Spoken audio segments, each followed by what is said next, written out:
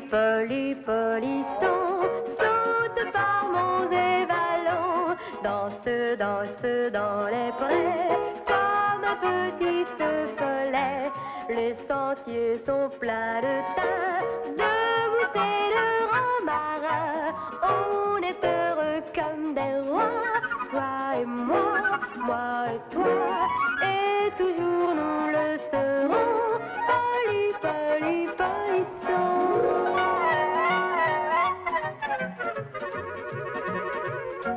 Les régions vinicoles de France. Vous voyez sur vos livres de géographie une ligne qui part d'Angers à Mézières. Vous remarquez qu'au nord de cette ligne, il n'y a aucune coloration de violet, alors qu'au sud de cette même ligne, vous voyez au contraire de nombreuses taches dont nous allons étudier la répartition. Commençons par l'un des centres les plus importants, le Bordelais. Je me sens pas bien. Je peux sortir, monsieur? Reprenons. Le Bordelais est une région qui s'étend. Qu'est-ce qu'il y a encore? Polly veut pas se lever. Eh ben, qu'est-ce qu'il a? Il est blessé? Non, il veut pas se lever. Oh, ça doit pas être grave. Il dort. Non, il est malade. Il veut pas manger. Il veut pas manger? Non, tu comprends? Il a mangé trop de pommes. Il a mangé toutes les pommes du panier. Toutes. Toutes les pommes du panier? Oh là là. Écoute, Pascal, retourne avec lui. Je vais y aller. Je sais pas comment, mais je vais venir. Sois un homme. Au revoir, Pascal. Les vins et leur haute qualité ont donné l'industrie la plus importante de la région. Notez sur votre carte les différentes colorations existantes entre les vignobles. Ce qui donne des bordeaux Polly est blancs. malade. Polly est malade. Ce qui donne des Polly est bordeaux malade. rouges. Polly est malade. Ces vins comptent parmi les plus prestigieux du monde. Parmi les principaux, nous trouvons le Haut-Brion, le Saint-Estèphe, le Saint-Émilion. Il parie qu'il a mangé toutes les pommes. Il a mangé toutes les pommes. Remontons maintenant plus au nord. Toujours au sud de cette ligne Angers-Mézières, juste au-dessous de Mézières, vous avez la Champagne. C'est une région crayeuse qui semble... que Polly a mangé toutes les pommes. Pommes? Pommes? Mais qui vous parle de pommes? Nous sommes aux régions vinicoles, donc aux raisins et pas aux pommes.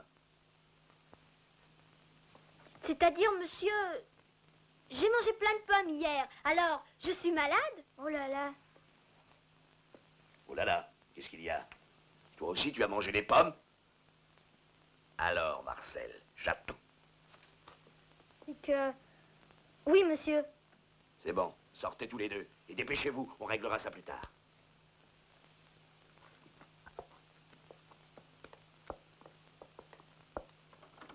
Quoi encore? Je crois que j'ai encore la fièvre, monsieur. Bon, rentre chez toi et soigne-toi. Tu manques la classe beaucoup trop souvent ces temps-ci. Vincent!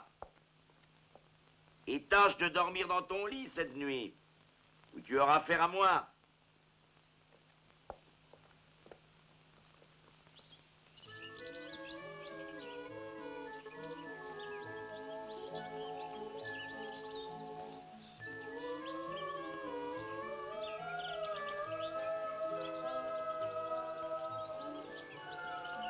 Guéris-toi, petit Polly.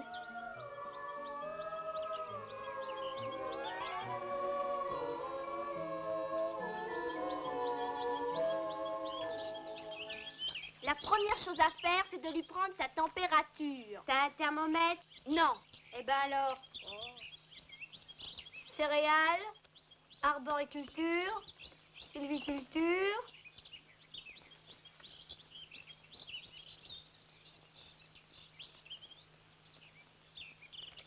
Ah, les animaux. Production et qualité des viandes. Pense ça. Les bovidés. Le cheval. Ouf. Élevage du poulain, race du cheval, vice rédhibitoire. Il n'y a pas les maladies. Donne-moi ça.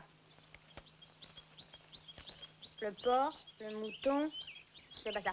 Les animaux à fourrure, poules, dindons, oies, pintades, pigeons. Oh, ils nous assomment avec leurs volatiles. Apiculture, sériculture. Qu'est-ce que c'est que ça? Je sais pas, moi. Ah, protection des animaux, page 787.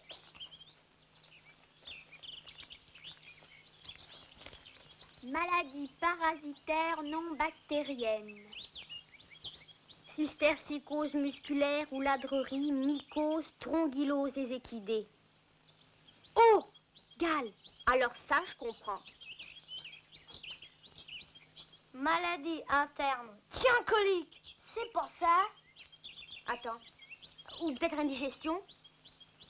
Lis les deux. Je veux bien, mais il y en a long, ça fait toute une page. Je commence par ce qui est écrit sur les indigestions. Oui, vas-y, je vais voir si ça correspond.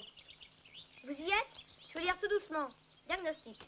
Si l'on constate chez l'animal un ballonnement intestinal et des douleurs d'une violence extrême... Alors, je continue toujours? Répondez pas tous à la fois.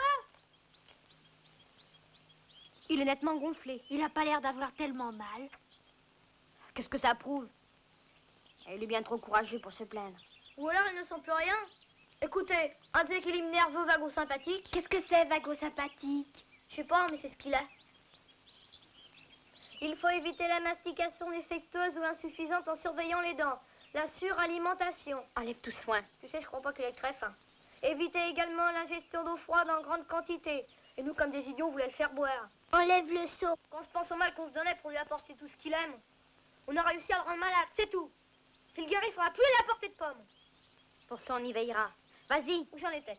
Il faut éviter les aliments avariés. Le malade sera placé dans un local spacieux, garni d'une épaisse et bonne litière. On devra lutter contre l'humidité des murs et les capitonnets si possible. Oh oui, c'est possible. Essayez de bouger les trous, il y a plein de courants d'air. Enlève ton chandail. C'est sûr que quand on a lu ce livre, on s'aperçoit qu'on connaît rien à l'élevage. Écoutez ça, la promenade doit être interdite. Il n'a pas envie de se lever. Voilà, j'ai tout lu. Et alors, qu'est-ce qu'il faut faire pour le soigner? Ils le disent pas. C'est seulement la description de la maladie. Passe-moi le livre. Le traitement doit être précoce et énergique. Il est absolument nécessaire de consulter le vétérinaire dès les premiers symptômes. Ça, c'est pour les coliques. Et pour les indigestions, ils disent encore... Certains cas rebelles se terminent par une hémorragie mortelle de l'intestin.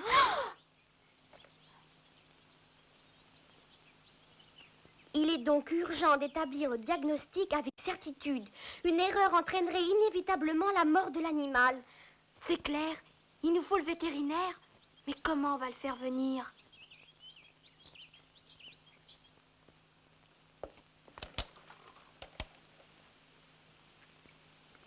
Allô, le 146 à Limours, pour le 16 à Saint-Cyr.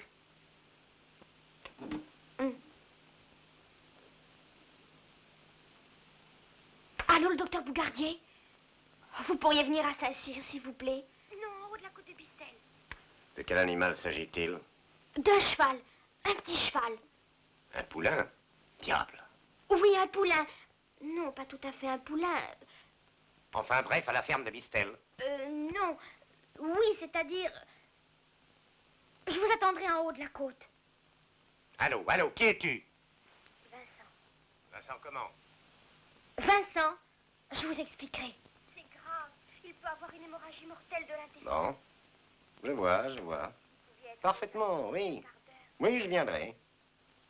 En haut de la côte. C'est d'accord.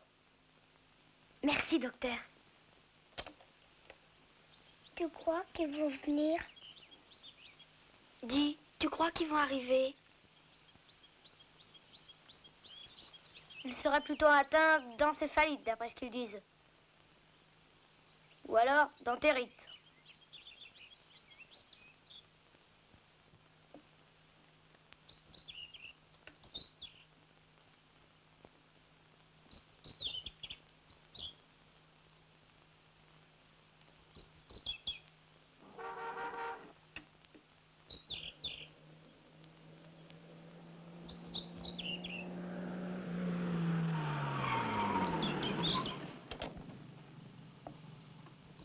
Il faut aller plus loin. Mais enfin, est-ce que tu vas m'expliquer ce que tout ça veut dire? Eh bien, je t'écoute. C'est pas une blague, docteur. Je vous promets que vous serez payé. Il s'agit bien de ça. Il s'agit de ne pas perdre mon temps. Eh bien. Eh ben voilà, docteur. Jurez d'abord de ne rien dire. Ni de ce que je vais vous raconter, ni de ce que vous allez voir. Et c'est si grave? Allez, raconte. Jurez d'abord.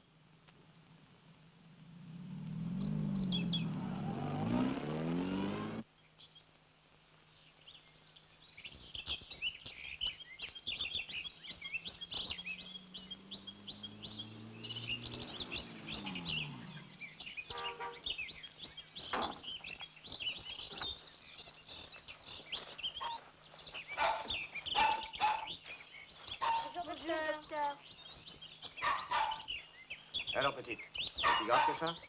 Qu'est-ce qui vient de casser? Voyons le malade. On va tâcher d'arranger ça.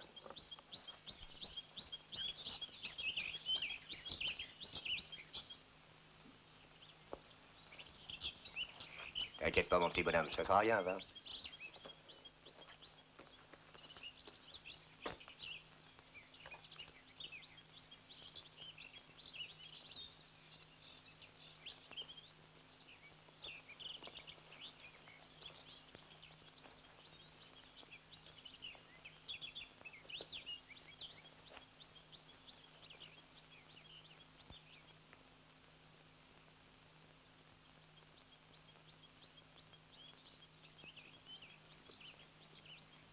Bien, vous avez fait un bon diagnostic. C'est beaucoup moins grave que vous ne le pensiez. Une indigestion prise à temps se soigne très bien. Traitement précoce et énergique. Bien. Saine lecture. Grâce à ce livre, vous avez sauvé la vie de votre ami... De Polly? De ton ami Polly. Tu l'aimes bien, hein? Bon. Faites bien ce que je vais vous indiquer. Voilà une poudre. Faites-lui avaler ça 2 fois par jour. Et demain, Polly ira beaucoup mieux. Je vais vous écrire ça sur un papier.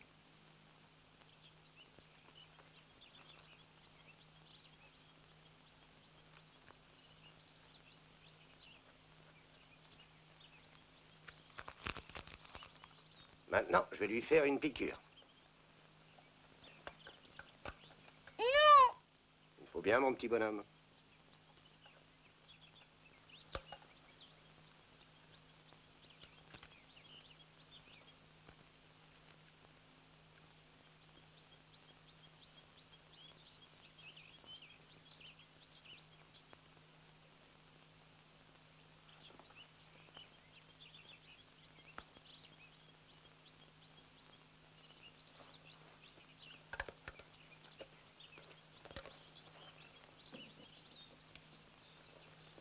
Et voilà, c'est fini.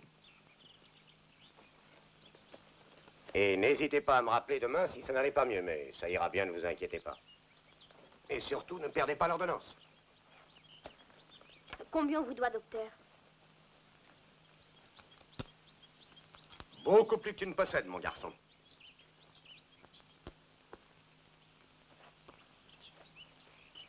Rien du tout, mes enfants. Polly me plaît beaucoup. Tiens, je te le donne.